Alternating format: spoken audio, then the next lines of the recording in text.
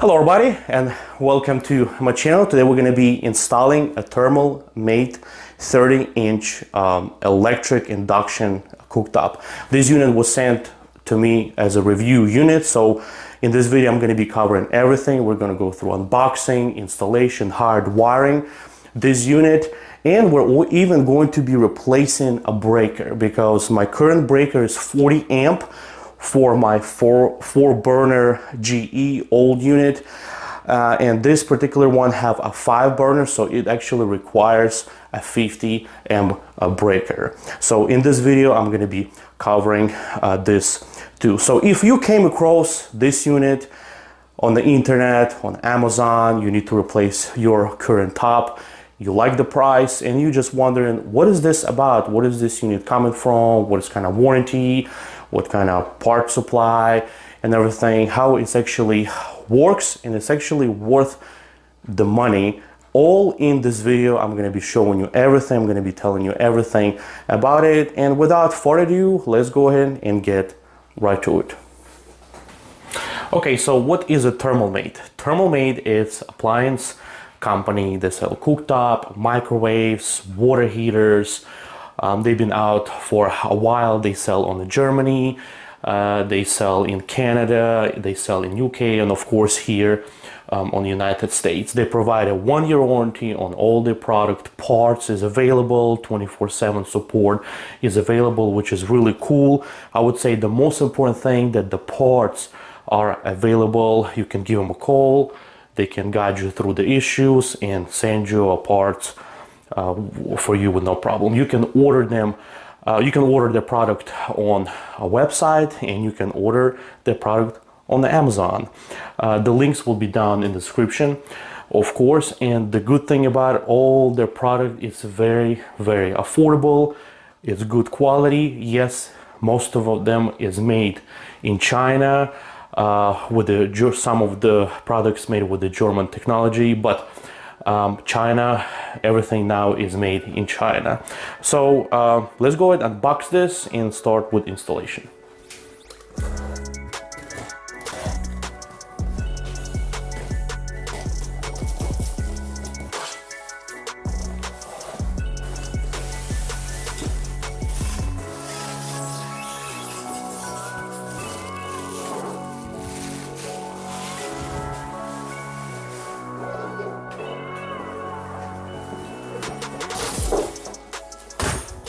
Alright, so the cooktop is out of the box, and I can right away see the big difference is how bright and nice these controller look like compared to this old GE unit. And let me tell you this, I've seen a lot of units like this, Samsung, LG, they all have a same problem where you cannot really see the area where you're controlling your cooktop, especially when they get a little bit dirty. You just simply cannot see. Now on a video you probably can see much better. I cleaned this area prior making this video, but in generally, even with the light, it's really hard to see. Where here I can guarantee you I'm not going to have this problem at all.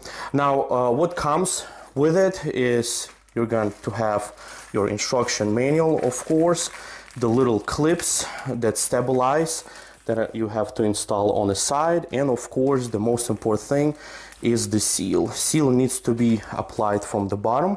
We're going to do this in a minute.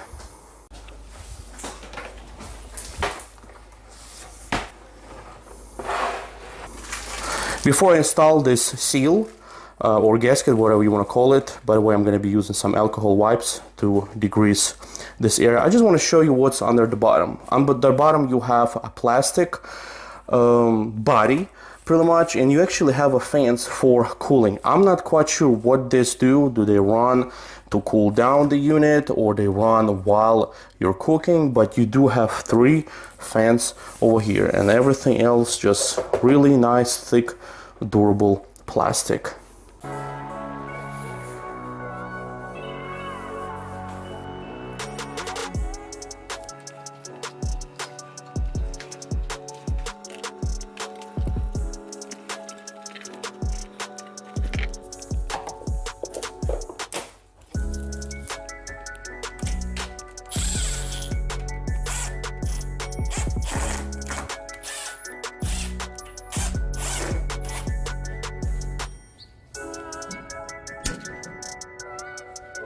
Okay, so we're going to be hardwiring this unit like I said earlier, but I just wanted to show it to you what I did with my older GE unit. As you see, I just have an outlet and I installed the plug on the wire that comes from the unit. It's much more convenient. You can unplug it anytime you want to. I really like this setup. In case something happened, you can always just pull the plug and call it a day. It does need like a little cover over here. I never install it, but this is just the option for you to do. I'm going to be doing a different route this time just to meet all the code and specification, but this is just for you the option how you can wire the ThermoMate unit just using a plug and outlet like this.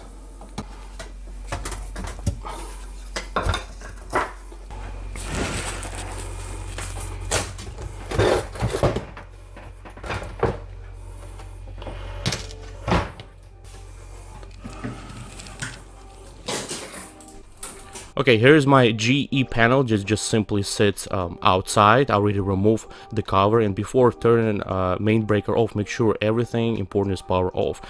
Turn off your air conditioner prior, turn off your PlayStation, unplug everything that is super important. Go ahead and flip that main breaker off, but here's a tip: do not power on a main breaker when you finish the job. You have to slowly put the load back on the system. So I just simply go ahead and turn off all the breakers in the panel box prior to that, so I would not accidentally power on the main breaker when I finish the job. This is very, very important.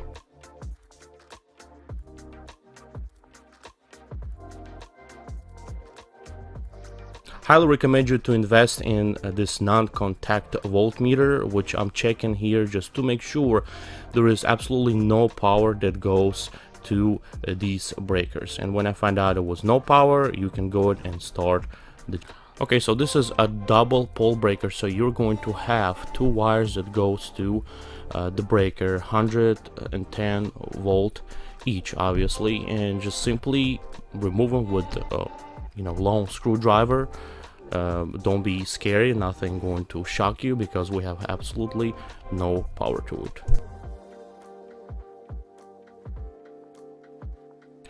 To remove your old breaker, you just simply press it against the other breakers with the screwdriver, and look at that, it just comes up so easy.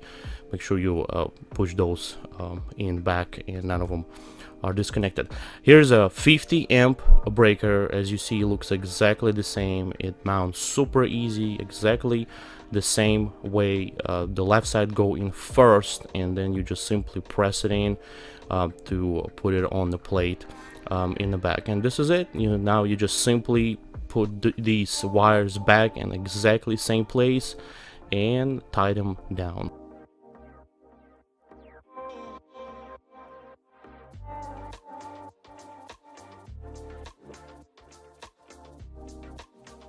And here we go. This is how you replace breaker. As you see, it's super easy. The only thing left is just to simply install this cover, and we're done. If you don't feel like to do it yourself, you can always call an electrician. Can you run your cooktop on a 40 amp or even 30 amp?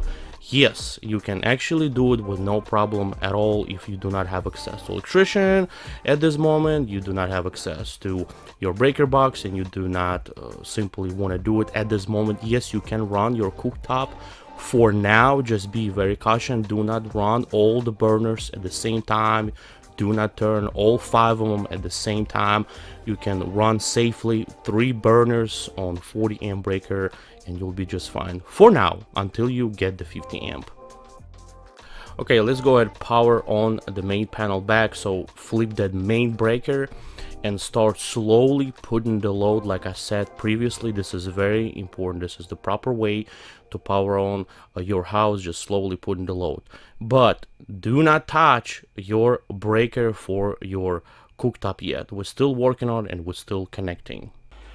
Okay, so I just pulled the old box and install new box, so we can actually wire inside of the box.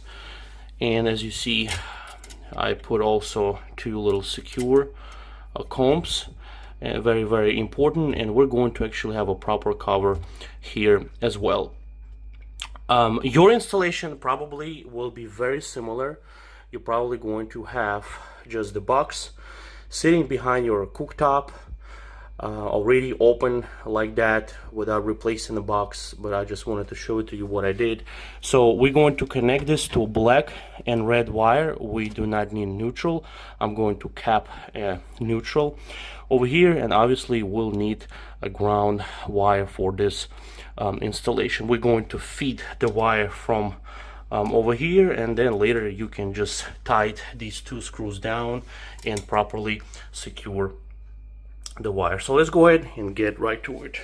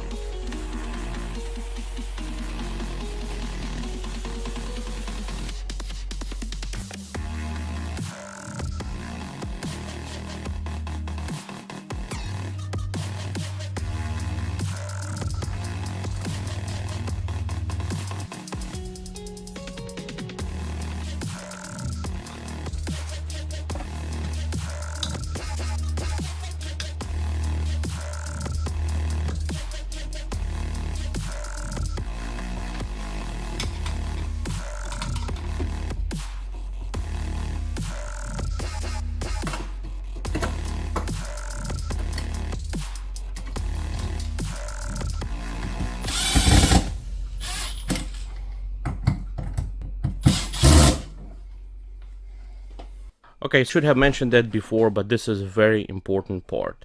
Cut out in your counter, it needs to be 29.2 by 19.4 inches, not less than that. Very, very important, because it's not going to fit, and you just have to be very, very gentle with it when you press it in. Do not go crazy. It's supposed to fit right away without no effort.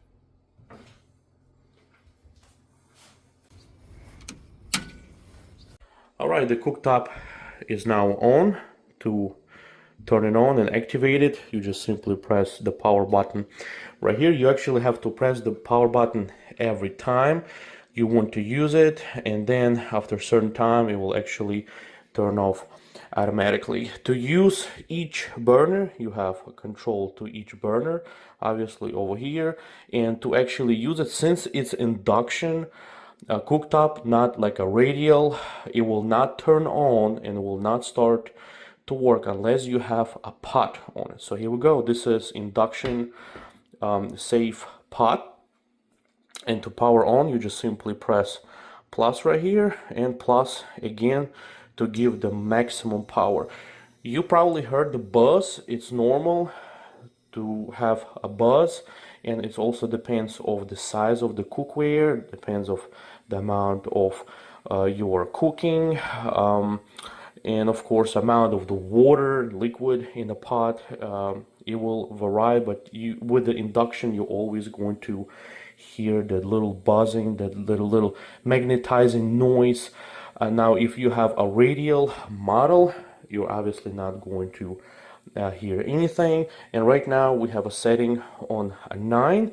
It does have a boost option, so to use the boost option, you just simply click plus and hold. But let me tell you this is induction, and it works so fast. I mean, look at this, the bubbles already start to forming. So induction is the way to go. It's also very efficient, and the cooking speed is absolutely amazing. I mean, look at this, it's already start to bubbling and boiling, just this little small pot. Let me go ahead and just lower down, and to control this, you just simply move and slide your finger. This is how it operates. You can also set a timer to each burner, and to do this you just simply press right here on the timer. You set to for example 30 minutes would do 25 minutes, and then you touch the burner you want to use it. So 7 and 25, and now we set, let's do 26. So 26, we have a little dot right here, so that's indicate that this particular burner is set at 26. Now we have a second pot which we're going to also boil. We're gonna turn that on, okay, to 9, and we're going to set, for example, 35 minutes, and now we have a dot at 35 minutes.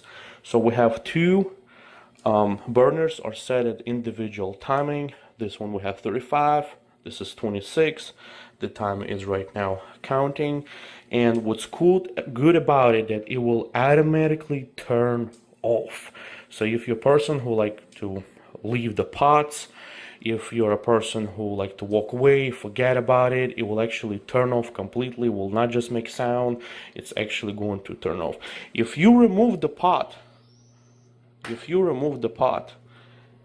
it will not burn at all. You have actually 2 minutes until you can bring the pot back, and it will be still activated, and you can, for example, slide a pot from one to another. So right now we have this one activated and this one deactivated, but as soon as I place the pot, it will start to activating.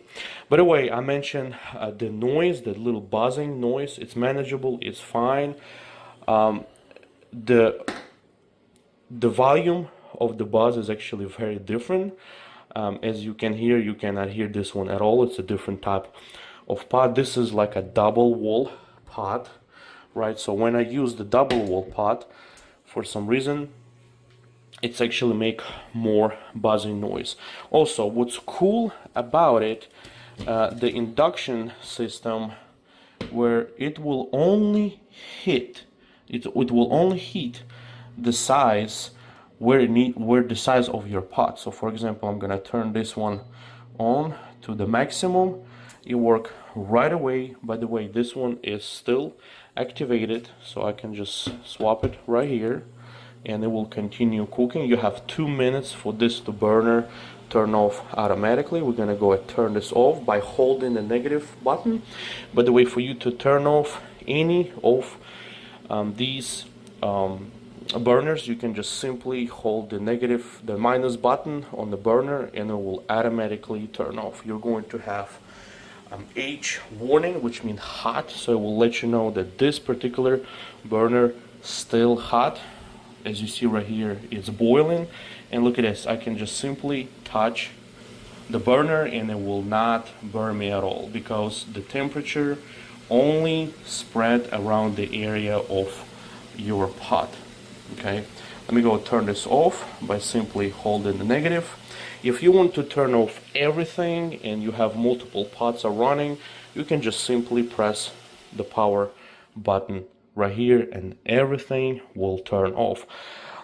This cooktop also have, of course, the lock, just like at every single top cooker you see out there. It will have the lock. You can use lock for cleaning and you can use lock for like a child lock.